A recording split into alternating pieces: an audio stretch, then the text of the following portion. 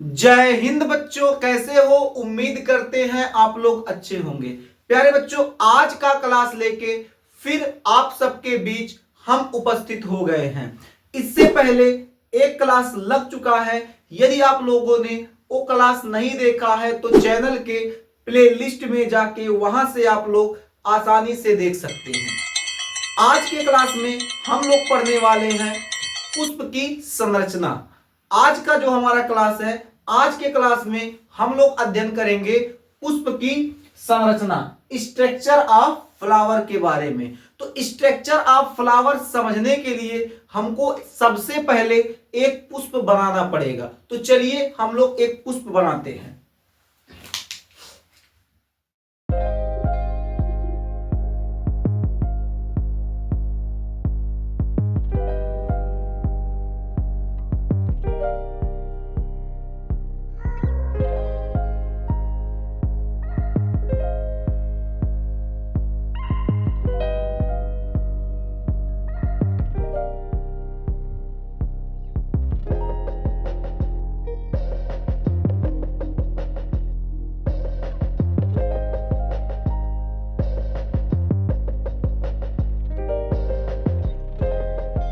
जैसा कि आप लोग इस चित्र को देख पा रहे हैं, हम एक अच्छा सा सुंदर सा एक पुष्प की संरचना तैयार कर दिए हैं। अब हम लोग क्या करते हैं, इसके एक एक भागों को बहुत बारीकी से समझने का प्रयास करते हैं। ये जो नीचे दिया हुआ है पुष्प का, ये जो डंठल होता है, जब आप पुष्प तोड़ते हैं पौधे से, तो पौधे से पुष्प तोड़ते समय पुष्प के साथ एक डंठल भी आप थोड़ा सा तोड़ लेते हैं। तो जो डंठल होता है, उस डंठल को हम लोग कहते हैं पुष्प वृंत। यानी यही यही जो डंठल है, इसी डंठल को हम लोग कहेंगे पुष्प वृंत। और यही पुष्प वृंत हीरो पकड़ के हीरोइन को देता है और अपने दिल की बात करता है। यानी ये जो आपका डंठल होता है, जिसे हीरो पकड़ के हीरोइन को देता है, इस डंठल को हम लोग कहते हैं पुष्प वृंत। क्या कहते हैं? पुष्प वृंत कहते हैं, पुष्प वृंत कहते हैं। इंग्लिश में इसको पेडिकल बोलते हैं। आगे बात करें, देखिए ये जो पूरा पुष्प है इस स्थान पे बैठा हुआ है।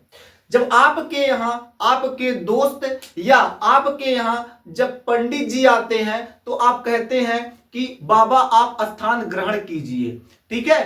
तो पंडित जी क्या करते हैं, बैठ जो स्थान आप देते हैं उस स्थान पे जाके बैठ जाते हैं, ठीक है। तो मतलब उसको कहते हैं आसन ग्रहण कीजिए, आसन ग्रहण कीजिए। तो जो आसन ग्रहण करना, तो देखो ये पुष्प है, इस स्थान पर आसन ग्रहण किया हुआ है। इसे हम लोग क्या कहेंगे, जहां पर पुष्प आसन ग्रहण करता है, बैठा होता है, स्थित होता है, ऐसे स्थान को हम लोग पुष्पासन कहते हैं। क्या कहते हैं? पुष्पासन। इंग्लिश में इसे थैलेमस बोलते हैं, ठीक है। आगे बात करें, ये जो पंखुड़ियां गुलाब की सी हैं, जो एक पंखुड़ी होता है पुष्प का, जो पंखुड़ी होता है बालक, उसे हम लोग दलपुंज कहते हैं। क्या कहते हैं? दलपुंज कहते हैं, दलपुंज। क्या कहते हैं इसे? इसे हम लोग दलपुंज, इंग्लिश में इसे कोरोला बोलते हैं। आगे बात करें, ये जो हरी हरी पत्तियां दिख रही हैं, लटक रही हैं, इन हरी हरी पत्तियों को हम लोग बाह्य दलपुंज कहते हैं। क्या कहते हैं? बाह्य दलपुंज।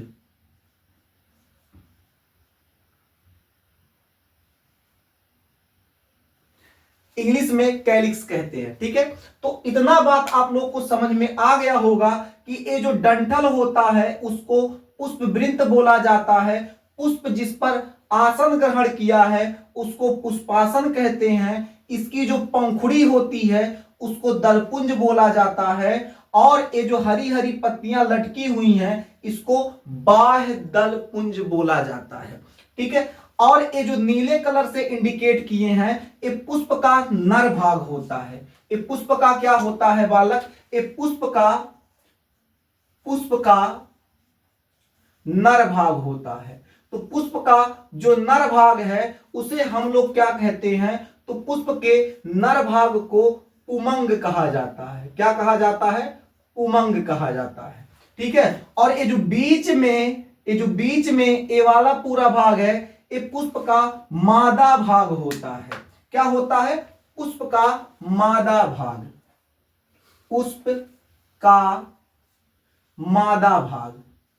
तो पुष्प के मादा भाग को हम लोग क्या कहते हैं? जायांग कहते हैं। आप लोग साथ साथ नोट करिएगा, या फिर अभी हम पढ़ा देंगे तो उसके बाद आप लोग बाद में नोट कर लीजिएगा।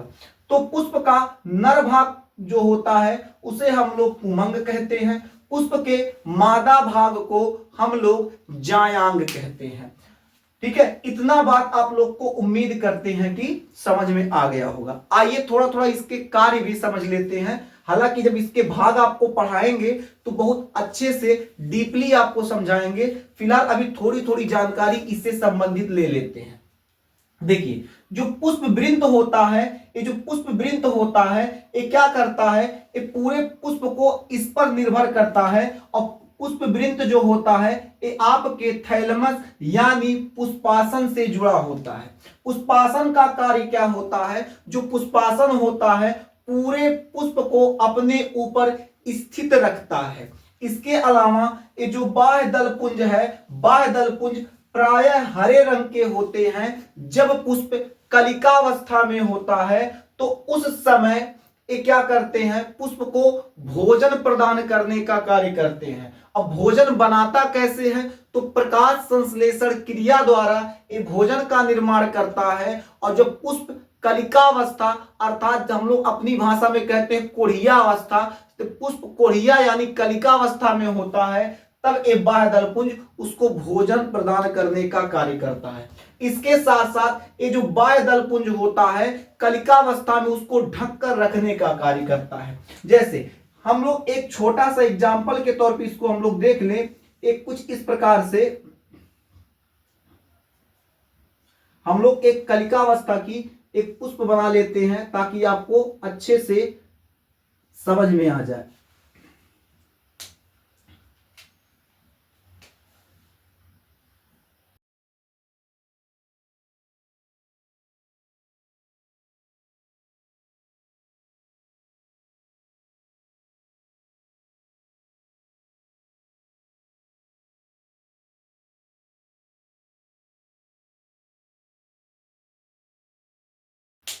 तो ये देखो, ये जो हमारा पुष्प का कलिकावस्था यानी कोढ़ियावस्था होता है, इसमें एक ऊपर से जो हरे कलर से हम इंडिकेट कर रहे हैं, ये जो हरे कलर से हम इंडिकेट कर रहे हैं, यही आपका बाह्य दलपुंज होता है। यही आपका क्या होता है? यही आपका बाह्य दलपुंज होता है जो कलिकावस्था में क्या करता है? इसको रक्षा करता है। अब आप कहेंगे कि कलिकावस्था में किससे रक्षा करता है? आखिर इसको क्या दिक्कत है? तो कलिकावस्था में भौरों और छोटे छोटे कीटों से क्या करता है? रक्षा करता है। वरना भौरा आके इसको डिस्टर्ब कर देगा तो ये फूल जो होगा वो फूल नहीं होगा, यही कलिकावस्था में ही क्या होगा? खराब हो जाएगा।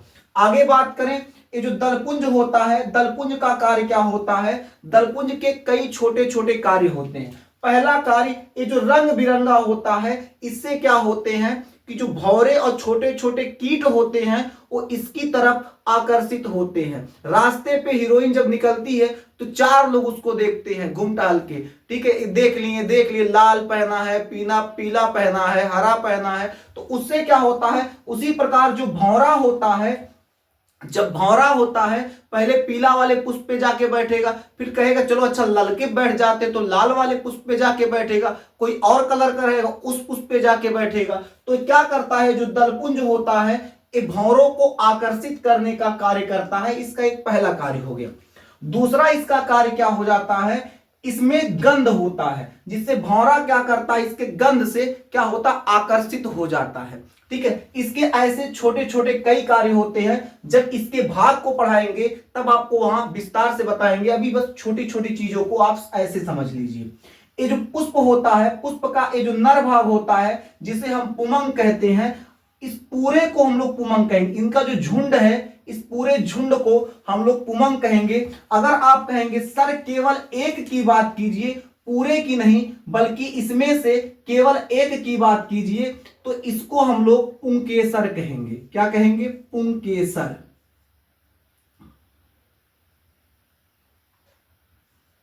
पुंकेसर, स्टेमन।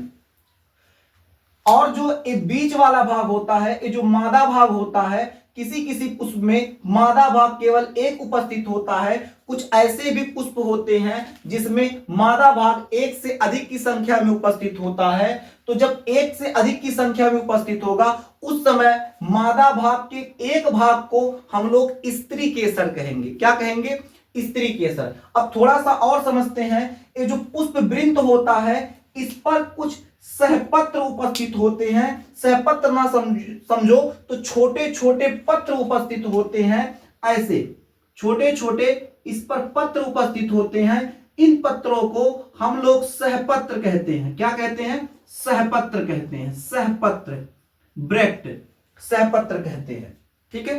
अब ये जो सहपत्र होते हैं इसका भी दो कंडीशन होता है। पहला कंडीशन क्या है? जिन पुष्पों में यानी जिन पुष्प वृंत में सहपत्र उपस्थित होता है उसे सहपत्री पुष्प कहते हैं। यहां आप लिख लीजिए, जिन पुष्प वृंत में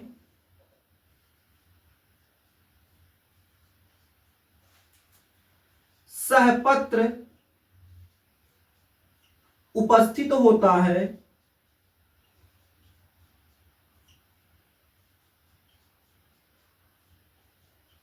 उन्हें हम लोग क्या कहते हैं? तो जिनमें उपस्थित होगा उसे हम लोग सहपत्री पुष्प कहेंगे। क्या कहेंगे?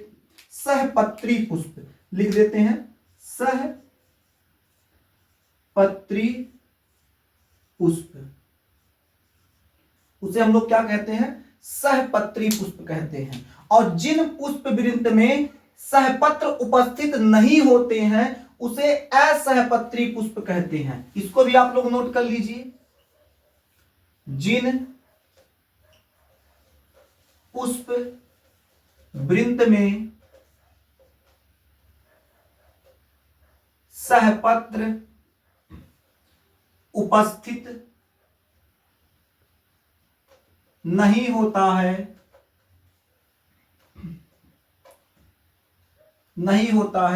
उसे आप लोग क्या कहेंगे?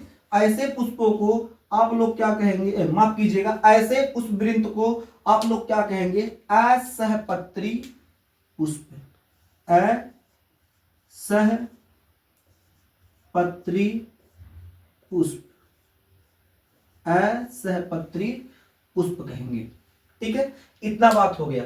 अब हम लोग क्या करते हैं, थोड़ी सी और जानकारी लेते हैं। देखिए, पुष्प जो होता है इसके कुछ चक्र होते हैं। ठीक है, जिसको हम लोग पुष्प चक्र कहते हैं। क्या कहते हैं?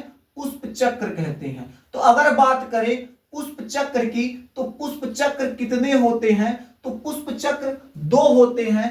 पहला हो जाएगा आवश्यक चक्र, आवश्यक चक्र। दूसरा हो जाएगा सहायक चक्र। अब कहेंगे सर पुष्प चक्र में ये आवश्यक चक्र क्या है, ये सहायक चक्र क्या है? तो अब आपको आवश्यक और सहायक समझाते हैं। पुष्प जो होता है पुष्प में बाह्य दलपुंज और दलपुंज, मतलब ये हरी हरी पत्तियों वाला, ये जो पूरा इनका हरी हरी पत्तियों वाला समूह है और ये जो पंखुड़ियों वाला समूह है। तो हरी हरी पत्तियों वाले समूह को हम लोग क्या कहते हैं? जो पुष्प से जुड़ी हुई ये पतली पतली पत्तियां निकली होती हैं हरे रंग की, उसको हम लोग कहते हैं बाह्य दलपुंज। यानी बाह्य दलपुंज और दलपुंज, बाह्य दलपुंज और दलपुंज, इसे हम लोग सहायक चक्र के अंतर्गत रखते हैं। तो सहायक चक्र के अंतर्गत कौन आता है? तो सहायक चक्र के अंतर्गत आपका आ जाता है बाह्य दलपुंज,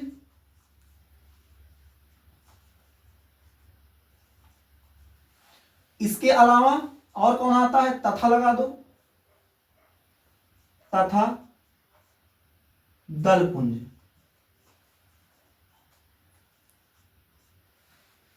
और आवश्यक चक्र के अंतर्गत कौन आता है? इसको भी देख लीजिए। आवश्यक चक्र के अंतर्गत पुष्प के नर तथा मादा भाग आएंगे। आवश्यक चक्र के अंतर्गत पुष्प के नर तथा मादा भाग आएंगे। तो पुष्प का नर भाग पुमंग होता है, पुष्प का मादा भाग जायांग होता है। तो अब ये बताइए आवश्यक चक्र के अंतर्गत कौन आ जाएगा? तो पुष्प का नर भाग यानी पुमंग और जायांग। इसको भी आप लोग नोट कर लीजिए। तो आवश्यक चक्र के अंतर्गत कौन आएगा? पुमंग और जायांग, पुमंग और जायांग। आप इतना नोट कर लीजिए।